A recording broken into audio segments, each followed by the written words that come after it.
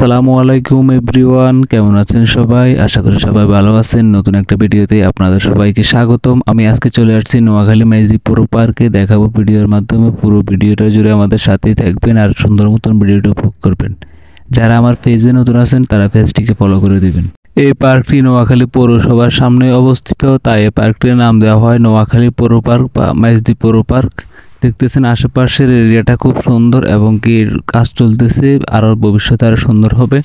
এই পার্কটি নোয়াখালী পৌরসভার সামনে অবস্থিত, সেই নামের উপর ভিত্তি করে এর নাম রাখা হয় নোয়াখালী পৌর পার্ক বা মাইজদি পৌর পার্ক।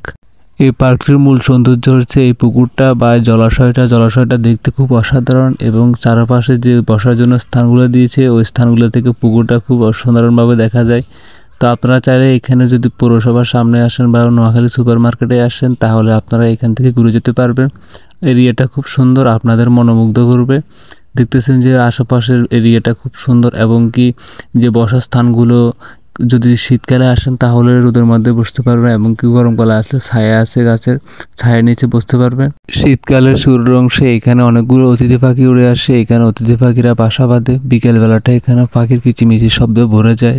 নোয়াখালী জেলার কারা কারা আছেন অবশ্যই কমেন্টে জানাবেন এবং যারা পেজে নতুন আছেন তারা পেজটিকে ফলো করে দেবেন। তো গাইজ, দেখা হবে পরবর্তী কোনো নতুন একটা ভিডিওতে নতুন একটা স্থানে। সে পর্যন্ত সবাই ভালো থাকবেন, সুস্থ থাকবেন। আল্লাহ হাফেজ, আসসালামু আলাইকুম।